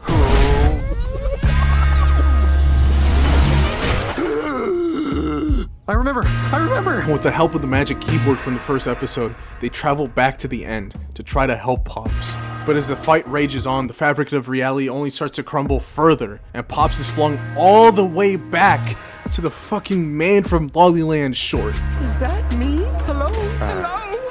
Sure. Where am I? What is I'll be back in a this? second. I said, we're the handsome chap in the newspaper, don't you think? The reality around them crumbles, the storyboards of the characters replace the animations, sticky notes pop in, which is a clever nod to the fact that the production team would use sticky notes to do the rough storyboards, and Pops literally has to dodge the title of the show, but it's at this moment where things look at its most hopeless that the reality hits him. Sometimes doing something different makes all the difference. This has happened so many times before, and every single time, Pops decides to fight, and the reality is, he'll never win that fight. It always ends in the resetting of the universe. Him choosing the fight will only continue the cycle for the next Pops to come back and suffer this exact same dilemma. Hopelessly fighting only just to create massive devastation and destroy the universe, just to reset it again. The only remnants of what has happened is planet Lollyland, which has been turned into an eternal battlefield. Pops giving in to the fighting is him giving up what makes him so pure. what makes him such a force of good in the world. It's him giving up on his strength, and that's why he'll never win. He's been forced to buy into a tradition that will only ever lead him back to a cycle of violence and destruction, because no other person could ever imagine anything different. And that's not even everyone else's fault. Anti-Pops isn't the way he is because he lacks anyone to care about him or people with sympathy. He's like that just because the motherfucker likes being evil. When an oppressive force comes to destroy you, you are fully within your right to fight back. Not all monsters can be defeated through words. Not in real life. But still, despite this, Pops is more than a regular human being. He is the embodiment of purity. He has powers we don't. Powers to redeem his brother, something no one else has ever thought of doing. Pops understands that in order to end this once and for all, he needs to be who he truly is. And so, in one last ditch of attempt, he opens his arms and lunges towards his brother and hugs him. His brother resists at first, but the hug fills him with emotions and empathy which he's lacked. Pops and his brother are floating into the sun, which leads to a genuinely sad scene as they both know that the moment Pops lets go, this newfound empathy and emotion will disappear. He'll go back to being consumed by emptiness and hatred. So Pops just decides he won't let go. The minute you let me go, I'm gonna blast you into nothing. I know, so I'm not going to let go. What? Ah! No! You'll kill us both, you fool! Don't worry, Mordecai and Rigby. I know you're sad, but I promise this is a happy ending. Take care of each other. They both fly into the sun knowing that they'll both die, but in their final moments, they finally share a brotherly bond for the first time in their many, many lives.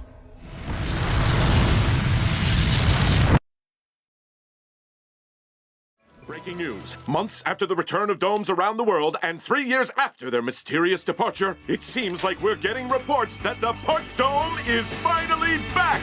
It's back, everybody! It's back! It's been 3 years since they've left, but time continues. And for the first time, life is allowed to move on. And when everyone returns back to Earth, it's a moment of reuniting with old friends, old loves, new family. But for Mallard, it's a moment of loss. And in the montage, we see the crew celebrate the life of their friend, and just as the passage of time is allowed to move forward, they're allowed to move forward.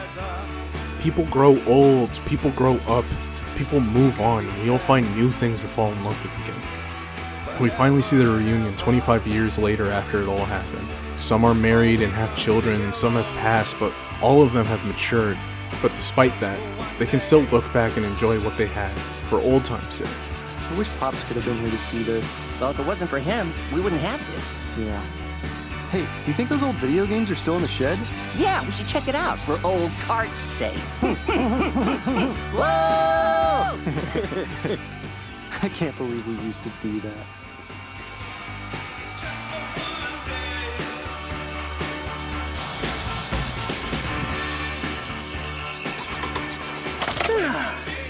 Jolly good show. The ending of the regular show, while not perfect, made me tear up when I first saw it. While it could sometimes feel like a slog just to get to, and I wish there was more of a concrete resolution to CJ and a bunch of other characters the show had forgotten in its nearly 7-year run, it still felt satisfying as a longtime fan. Seeing characters grow up and change and finally get out of that rut everyone finds themselves in early adulthood. And although I wish there had been something more conclusive with CJ, I think it makes sense that we didn't ever hear from her again. In an interview with Matt Price, one of the writers for the show, he says CJ just moved on. She cut off everyone from that time in her life and went on to live her own, never staying in contact, and it's realistic. Sometimes you don't get to keep in touch with people. Someone you could be spending every day of your life with can just as suddenly disappear from it. It's a reality that, while not satisfying, I think is more common than we think. And knowing that the show was all the memories of Pops watching from heaven legit makes me want to fucking scream. But despite the show going on for 8 seasons, I think it's incredible that the show never dipped massively in quality like other shows that would go on for that long. And the impact that this show has left on the people that watched it, including me, is massive. I have an obsession with stories about people working retail. Specifically like aimless 20-somethings working shitty minimum wage jobs. This might not mean anything or sound stupid for those who've never had a job, much less worked in retail, but there's something so captivating to me about being in this transitionary period in your life. You've left the controlled chaos of high school, you're either in college and working or just working full-time, and are starting to get a taste of the real world. You're stuck here in some entry-level job, having not fully moved on from the life you lived before and not used to the life you're expected to live now. You keep this anxiety in the back of your mind, because at the same time you're drifting off thinking about your future, you have an angry customer right in front of you screaming at you about a problem you have no way of fixing. Working a minimum wage job is hard. The hours feel longer, the pay is horrible, and even on your off days you can be yanked away from your day off just to be tossed right back into the meat grinder. Did you get your emotions blasted out of you by a magical being too? If by magical being you mean my father who hates me, then yes. Retail, or a job where you have to deal with customers, is even worse, because not only do those other things apply, but now you're being forced into being someone's punching bag, so knowing all this, why would someone want to watch a show about that? Well, it's relatable. Retail, for as soul-crushing and mind-numbingly boring as it is, can also be extremely interesting. Moments where you're forced to interact with strange and abrasive people that you would never meet in real life otherwise. Nightmare scenarios where everything seems to be going wrong, every machine is broken and every order is backlogged. And even fun, quiet moments with your coworkers. Moments where you get to hide away from the bosses and customers just to shoot the shit with someone in a similar position. Some of the best memories I have of working my minimum wage jobs were the moments where I did slack off, putting more effort into avoiding work than actually doing it. Racing on carts with my coworkers in the back of the grocery store, or even just the conversations you would have with your coworkers during closing shifts. Just you and a group of people, all different ages and all different stages of their life, shooting the shit and tossing a foam basketball into a cart. All those small, memorable moments, though, are drowned out in a sea of soul-crushing mundanity. The same task over and over and over again, with nothing but your thoughts, or if you're lucky, a podcast to help you along the way. The work never stops being tiresome, but it does eventually become second nature. It becomes as automatic as breathing air, but if breathing made you tired.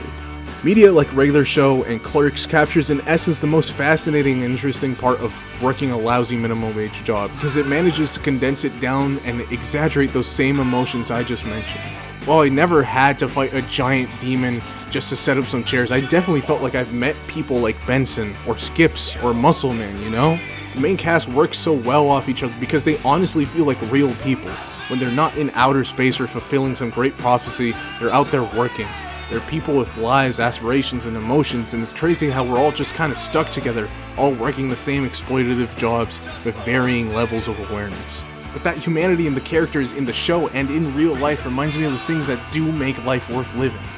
The bonds we make with other people. I was a little kid when I saw a lot of these shows, and it was some of my favorite memories of being a poor little kid bouncing around different babysitters. Getting to watch one of my favorite networks to help escape the thoughts of loneliness I would feel waiting by myself for school to start, inside a stranger's home. And as I got older, these memories stuck with me, and rewatching the series, it's insane to me how accurate the show portrays growing up. Your first love and the complicated webs of emotions and the issues that come with your teenage relationships, growing up and finding yourself and the motivation to grow and evolve as a person, the work shifts at the shitty jobs you would take up, and the relationships you build after you stop being a kid. The relationships that will last with you till the end of your life in some cases. And while I haven't ever fought a demon or traveled through space, we've all had a breakup, we've all had a shitty job, we've all argued with our family, and no matter how outlandish, I always have that special connection with the show. It's a reflection of the life I used to live and the one I'm still living right now. J.G. Quintel, Pendleton Ward, and all the other creatives who were the lifeblood of this new era have contributed so much to the culture, and despite the good and bad, I can't wait to see what this generation of artists inspire in the new generation coming forward. So thank you. Thank you, J.G. Quintel, the entire cast of voice actors, production crew, everyone involved in making a piece of art that, though made for a kids network, speaks to me more now than it did back then.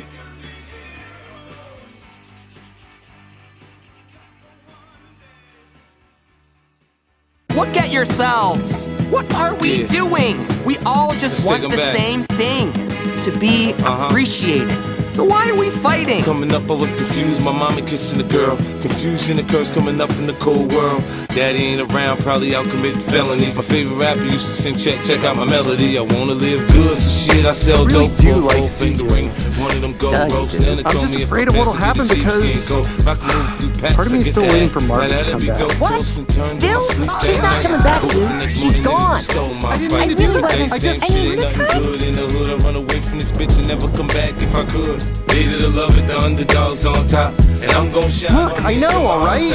I know! It's like this thing that's inside of me, and it's always just sort of sitting there. I really like CJ, she's amazing, but is it fair for me to go out with her if I still think about Margaret sometimes? Excuses! Excuses! How am I supposed to trust you when all you give me are excuses? Guns on both sides, right above the gold wires. I 4-5 them, kill a nigga on my song and really do it. That's the true meaning of a ghost rider. Hated to love it, the underdogs on top, and I'm gon' shine, homie, until my heart stop. Go ahead, envy me. I'm Raps MVP, and I ain't going nowhere, so you can get to know me. Hated to love it, the underdogs on top, and I'm gon' shine, homie, until my heart stop. Go ahead, envy me. Well, okay, but it's just, you know, last few months I've been really happy. And I think you deserve to be happy too, man. I'm not gonna tell you what to do, but I will say, I know you. And I think you should go with your gut for once.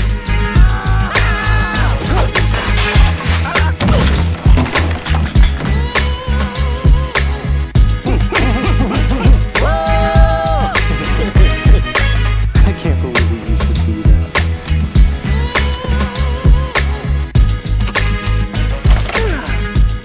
Jolly good show.